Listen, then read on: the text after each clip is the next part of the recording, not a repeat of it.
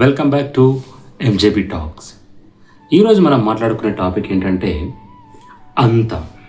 దేనికి అంతం? దేనికి అంటే పుట్టిన ప్రతి దానికి అంతం అనేది ఒకటి ఉంటుంది. అంతం అంటే నశించిపోవటం. ప్రతి దానికి ఒక అంతం అనేది కంపల్సరీ. అదేవిధంగా ఈ ప్రపంచానికి కూడా ఒక అంతం అనేది ఉంది. మెయిన్ 3 మత గ్రంథాలు ఏం చెప్తున్నాయి, ఈ ప్రపంచం యొక్క అంతం ఎలా ఉండబోతుంది అనేది ఈ 3 మత గ్రంథాలు ఏ విధంగా చెప్తున్నాయి, దాని యొక్క ప్రాసెస్ ఏంటి అనేది ఈరోజు వీడియోలో మనం తెలుసుకుందాం. మొట్టమొదటగా మన హిందూ గ్రంథాలు ఏం చెప్తున్నాయంటే, విష్ణు 10వ అవతారమైన కల్కి భగవానుడు అవతరిస్తాడు. ఎప్పుడు? ఈ ప్రపంచం యొక్క వినాశనం టైంలో విష్ణు యొక్క 10వ అవతారమైన కల్కి భగవానుడు ఈ భూప్రపంచం మీద అవతరిస్తాడు. మొట్టమొదటిగా కల్కి అంటే ఏంటిది? కల్ అంటే పాపము, కి అంటే నశింపచేయవాడు. పాపంని నశింపచేయవాడు ఈ ప్రపంచం యొక్క అంతంలో చివరి భాగంలో ఆయన అవతరిస్తాడు. చెప్తున్నాయి? విష్ణు పురాణం చెప్తుంది, భాగవత పురాణం చెప్తుంది, కల్కి పురాణం. ఈ 3 మత గ్రంథాలు చెప్తున్నవి ఏంటంటే, ఈ యొక్క ప్రపంచ అంతంలో కంపల్సరీ కల్కి భగవానుడు అవతరిస్తాడు. అది విష్ణు యొక్క 10వ అవతారం అని చెప్తుంది. అయితే ఈ కల్కి భగవానుడు అవతరించక ముందు ఈ ప్రపంచంలో జరిగే కార్యక్రమాలు ఏమేమిటి అనేది మనం ఒకసారి పరిశీలిస్తే ఏమేమి జరుగుతాయంటే, ప్రపంచం మొత్తం అశాంతితో నిండి ఉంటుంది, అధర్మం నిలిచి ఉంటుంది, మోసమే మనిషి యొక్క జీవితంలో ఒక భాగమైపోతుంది. దేవుని పేరు చెప్పుకొని అటాక్స్ చేస్తారు. ఇవన్నీ కూడా ప్రపంచం యొక్క అంతంలో జరుగుతుంది. తల్లిదండ్రుల మధ్య, గురు శిష్యుల మధ్య బంధాలు తెగిపోతాయి. అంటే నార్మల్గా తెగిపోవడం కాదు, అవి ఒక పీక్ స్టేజ్లో తెగిపోతాయి. అంటే ఒక గౌరవం లేని స్థాయిలోకి వెళ్ళిపోతాయి. ప్రస్తుతం మనం చూస్తున్న కాలం అదే గనుక దీన్ని మనం ప్రపంచం అంతం అనుకోవచ్చు అంటే అలాగా. కల్కి హిందూ పురాణ ప్రకారం ఇంకొక 5000 సంవత్సరాలు కలియుగం అనేది ఉంది. ఈ 5000 సంవత్సరాల అంతంలో కల్కి భగవానుడు అవతరిస్తాడని చెప్పి మన విష్ణు పురాణం. వాట్ ఎవర్ ఇట్ మే, 5000 సంవత్సరాలు ఉండొచ్చు, 6000 సంవత్సరాలు, బట్ ఈ చివరి అంతంలో పుట్టేది మాత్రం ఒక విష్ణు యొక్క 10వ అవతారమైన కల్కి భగవానుడు కంపల్సరీ భూమికి రావాల్సిందే. ఆ వచ్చిన తర్వాతనే ఈ ప్రపంచం అంతం అనేది కంపల్సరీ జరుగుతుంది. అహంకారం పెరిగిపోతుంది, అహంభావం పెరిగిపోతుంది, నేనే గొప్ప అనే పెరిగిపోతుంది, నన్ను మించిన వాడు ఎవరు లేరనే మాట పెరిగిపోతుంది, ఎవరిని కేర్ చేయలేని పరిస్థితికి వెళ్ళిపోతారు. అది ఎదురువారిలో కాదు, మనలో ఎప్పుడైతే వస్తుందో అప్పుడు కల్కి భగవానుడు ప్రపంచానికి కనబడతాడని చెప్పి హిందూ పురాణాలు చెప్తున్నాయి. దీనికి భగవద్గీతలో ఒక మంచి శ్లోకం ఉంది. యదా యదా హి ధర్మస్య గ్లానిహి భవతి భారతః. అంటే ధర్మం తగ్గి అధర్మం పెరిగినప్పుడు అవతారం అవసరం అవుతుందనేది భగవద్గీత యొక్క శ్లోకం. నిజమే. ఇప్పుడున్న ప్రస్తుత పరిస్థితులు, ప్రపంచంలో ఉన్న ప్రస్తుత పరిస్థితుల్లో మన హిందూ పురాణాలు చెప్పినవన్నీ కనబడుతున్నాయి. అధర్మం పెరిగిపోయింది, ధర్మం తగ్గిపోయింది, టీచర్స్కి రెస్పెక్ట్, గురువులకి రెస్పెక్ట్ లేదు, తల్లిదండ్రులని చక్కగా చూసుకుంటలేరు. ఇవన్నీ జరిగిపోయాయి. కానీ ఎంతవరకు మనం చూసినా ఇవి ఒక అస్పష్టమైన సింబల్స్ అలాగనే ఉన్నాయి, కానీ స్పష్టమైన సింబల్స్ అనేవి మనకి ఎక్కడ కనబడలేదు. అంటే అధర్మం కామన్గా ఎప్పటి నుంచో ఉంది, ఎప్పటి నుంచి లేదు.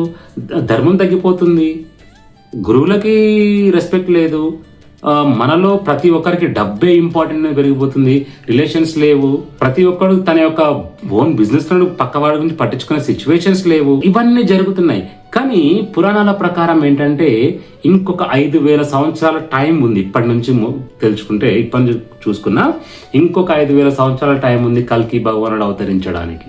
ఇప్పుడు ఖురాన్ ప్రకారమైన ఈ ప్రపంచానికి అంతం అనేది కంపల్సరీ ఉంది. ఎందుకు అంటే అక్కడ కూడా సేమ్ రీజన్స్ చెప్పబడ్డాయి.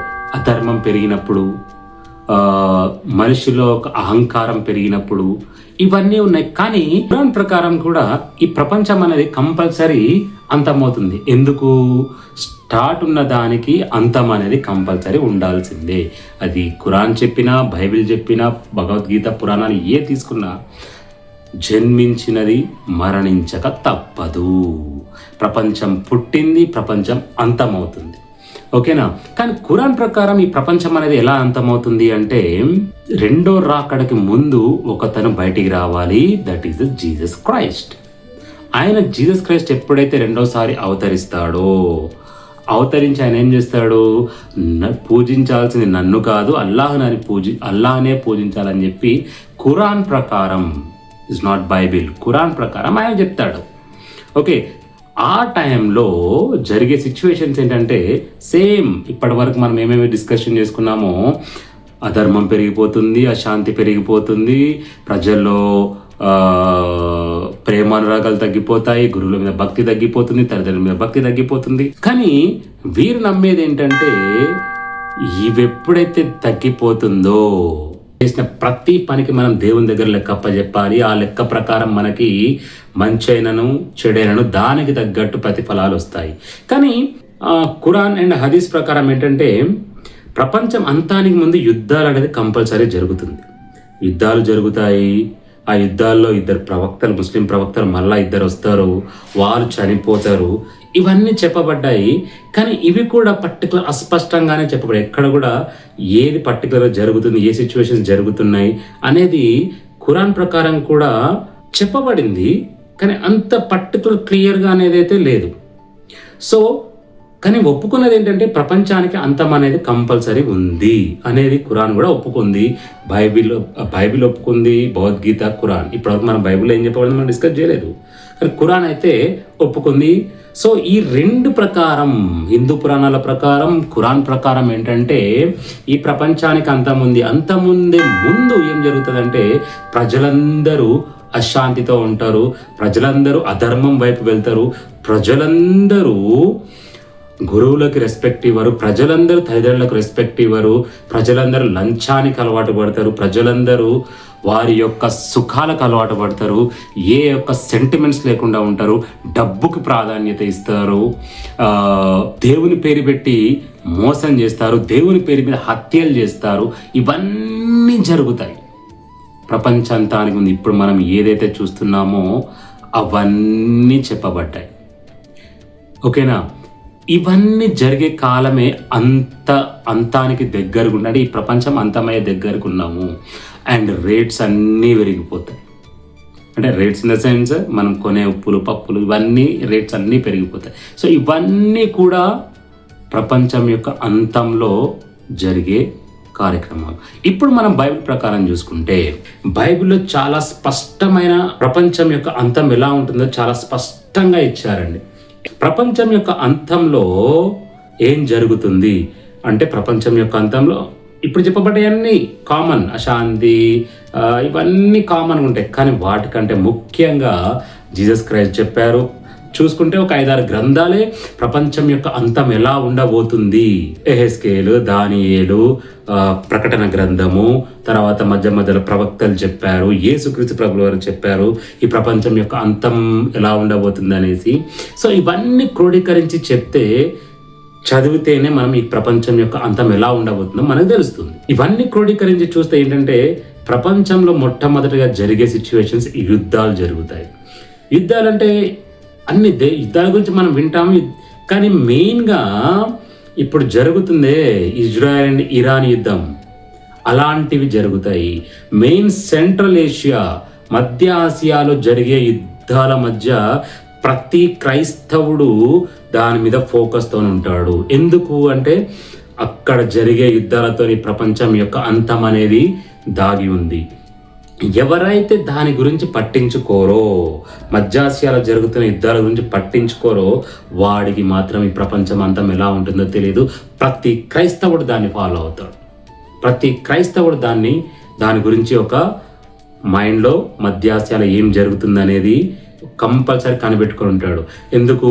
మధ్యాసియాలో జరిగే యుద్ధాల వలన జరిగే నష్టాలు ఏంటి అంటే, రేట్స్ పెరిగిపోతాయి, క్రూడ్ ఆయిల్ పెరిగిపోతుంది, దొరకదు, ఆహారపు నిల్వలు దొరకవు, తర్వాత రేట్స్ విపరీతంగా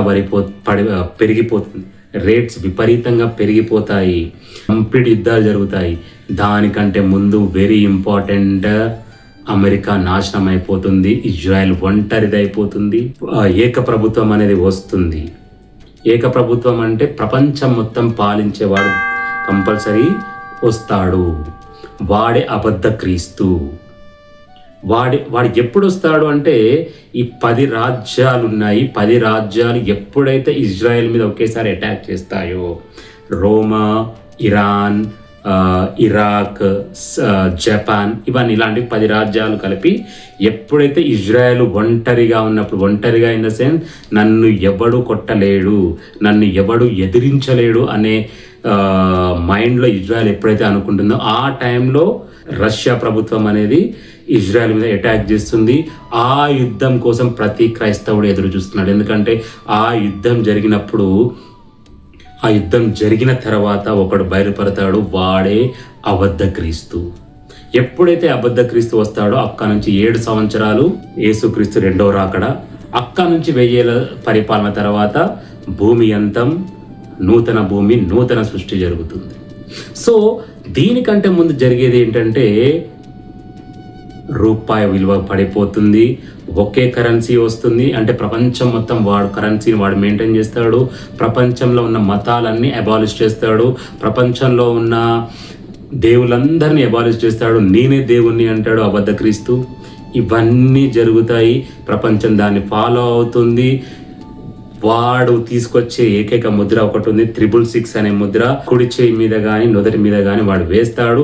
దాని త్రూనే మనం ట్రాన్సాక్షన్ జరుపుతాము. ఆ ముద్ర లేకుండా మనకి తిండి కూడా దొరకదు. ఆ టైంలో వాడితో పోరాడేది ఏకైక మార్గం ఏంటో తెలుసా? క్రైస్తవ్యం ఒక్కటే. వాడు తప్పు అని చెప్పేది. ఇప్పుడు ఆల్రెడీ బైబిల్లో చెప్పిన ప్రకారం యుద్ధాలు స్టార్ట్ అయ్యాయి, అంతిమ యుద్ధం కాలేదు. ఈ యుద్ధం, ఇప్పుడు జరిగే యుద్ధం ఆగిపోతుంది. ఇంకా కరువులు వస్తాయి, రోగాలు, యుద్ధాలు నడుస్తూనే ఉన్నాయి. నెక్స్ట్ వచ్చేటి కరువులు వస్తాయి, నెక్స్ట్ వచ్చేటి వ్యాధులు వస్తాయి. రూపాయి నోట్స్, మన కాగితపు నోట్స్ కనబడకుండా వెళ్ళిపోతాయి. మొత్తం ఆన్లైన్ ట్రాన్సాక్షన్ అయితే ఆల్రెడీ ఏప్రిల్ నుంచి ఐ థింక్ బ్రిటన్లో మొత్తం ఆన్లైన్ ట్రాన్సాక్షనే. అంటే మనం కరెన్సీని చూడం, పేపర్ని చూడం, పేపర్ నోట్ని, దాన్ని మనం చూడం. అది రాను రాను మన ఇండియా అన్ని ఫాలో అవుతుంది. అది ఫాలో అయ్యాక ఆ అమౌంట్ మొత్తం ఒకటి చేతికి వెళ్ళిపోతుంది. వాడే ప్రపంచ రాజు, వాడే అబద్ధ క్రీస్తు. వాడు ఎప్పుడైతే ఎంటర్ అవుతాడో ఈ లోకంలోకి, ఆల్రెడీ వచ్చుంటాడు, బట్ ఎప్పుడైతే వాడు ప్రపంచం మీదకి నేనే రాజుని తెలుస్తుందో అక్కడి నుంచి 7 సంవత్సరాలు దేవుని యొక్క రెండో రాకడ, యేసుక్రీస్తు యొక్క రెండో రాకడ ఉంటుంది అని ప్రతి క్రైస్తవుడు నమ్ముతాడు. దాని గురించి ఎదురు చూస్తున్నాడు ప్రతి క్రైస్తవుడు. ఇప్పుడు ఎదురు చూసేది ఏంటో తెలుసా? అందరి చూపు మధ్య ఆసియా వైపే ఉంటుంది. ఎందుకు అయితే ఇప్పటి వరకు నేను చెప్పిన హిందూ పురాణాల ప్రకారం, ఖురాన్ ప్రకారం, బైబిల్ ప్రకారం ఇవన్నీ కూడా ఒక సీక్వెన్స్లో చూస్తే the final ending is the Bible. ఎందుకో తెలుసా? అశాంతి ఉంటుంది, అధర్మం పెరిగిపోతుందని హిందూ పురాణాల ప్రకారం చెప్తున్నారు. అశాంతి ఉంటుంది, అధర్మం పెరిగిపోతుంది, కష్టాలు వస్తాయని ఖురాన్ ప్రకారం చెప్తున్నారు. కానీ బైబిల్లో వీటితో పాటు అసలు అంతం జరిగే ముందు ఏంటంటే ఇవన్నీ అంటే దేవుడి భూమి మీదకి వచ్చేటప్పుడు జరిగే సూచనలు అన్నీ ఇప్పుడు జరిగే కాలం జస్ట్ స్టార్ట్ అయింది, అంతే. జస్ట్ స్టార్ట్ అయింది, మనం మిడిల్లో కూడా లేము, జస్ట్ స్టార్ట్ అయింది. ఆల్రెడీ కరోనాతోని మొదలు పెట్టారు, ఇప్పుడు యుద్ధాలు స్టార్ట్ అయ్యాయి. ఈ యుద్ధం ఆగిపోతుంది, నెక్స్ట్ మరలా వ్యాధులు వస్తాయి, మరలా యుద్ధాలు వస్తాయి, మిక్సింగ్లో కలిపి వస్తాయి. వీటి తర్వాత అమెరికా నాశనం అవుతుంది. ప్రపంచం యొక్క స్థితిగతులు అన్నీ మారిపోతాయి.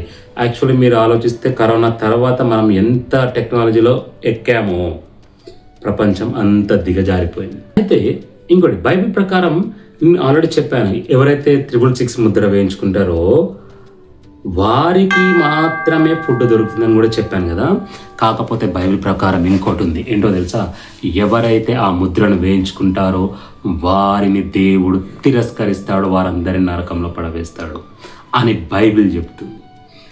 ఓకే, ఆ టైంలో మీకు ఫుడ్ దొరకచ్చు, కానీ మీ యొక్క లైఫ్ ఎండ్ మాత్రం నరకంలోనే ఉంటుంది. ఆ టైం కోసం ప్రతి క్రైస్తవుడు ఎదురు చూస్తున్నాడు. వాడితో పోరాడదామని ప్రతి క్రైస్తవుడు ఎదురు చూస్తున్నాడు. అందరూ దాని గురించి పశ్చిమాసియాలో జరుగుతున్న యుద్ధాల వైపే ప్రతి క్రైస్తవుడి యొక్క చూపు అటువైపే ఉంది. సో బైబిల్ ప్రకారం చెప్పిన అంతం అయితే దగ్గరలో ఉందని ప్రతి క్రైస్తవుడు నమ్ముతున్నాడు. ఇప్పటి వరకు మనం మాట్లాడుకున్న దాని ప్రకారం హిందూ పురాణాల ప్రకారం కల్కి అవతరిస్తాడు. ఖురాన్ ప్రకారం జీసస్ క్రైస్ట్ రెండోసారి వస్తాడు. బైబిల్ ప్రకారం జీసస్ క్రైస్ట్ వస్తాడు.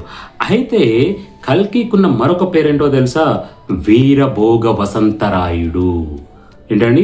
వీరభోగ వసంతరాయుడు విష్ణు యొక్క 10వ అవతారం లాగా భూమి మీదకి వస్తాడు. పెళ్లి కుమారుడు రూపంలో వస్తాడని మన పురాణాలు చెప్తున్నాయి. అదే జీసస్ క్రైస్ట్ కూడా పెళ్లి కుమారుల్లాగానే భూమి మీదకి వచ్చి తన సంఘ కన్యకను తీసుకొని వెళ్తాడని బైబిల్ కూడా చెప్తుంది. సో ఈ 3 మత గ్రంథాలు చెప్పేది ఏంటో తెలుసా? ఒక కామన్ పాయింట్, ఈ ప్రపంచం అంతమవుతుంది, యేసు క్రీస్తు ప్రభువు వారు రెండోసారి వస్తున్నాడు. హిందూ పురాణం ప్రకారం వీరభోగ వసంతరాయుడు వస్తున్నాడు, ఖురాన్ ప్రకారం జీసస్ వస్తున్నాడు, బైబిల్ ప్రకారం కూడా జీసస్ వస్తున్నాడు. సో దేవుని యొక్క రెండో రాకడని, జీసస్ క్రైస్ట్ యొక్క రెండో రాకని ఆపేది ఎవరూ లేరు. మత గ్రంథాల ప్రకారం అది జరగక తప్పదు. ఎందుకంటే ఇప్పుడు జరుగుతున్న సిచ్యువేషన్ ఆయన రాకడికి ఒక రోడ్ మ్యాప్ లాంటిది. So be careful my dear friends. ఇప్పుడు నేను చెప్పిన టాపిక్ మీకు నచ్చినట్లయితే కింద కామెంట్ చేయండి. Thank you for watching.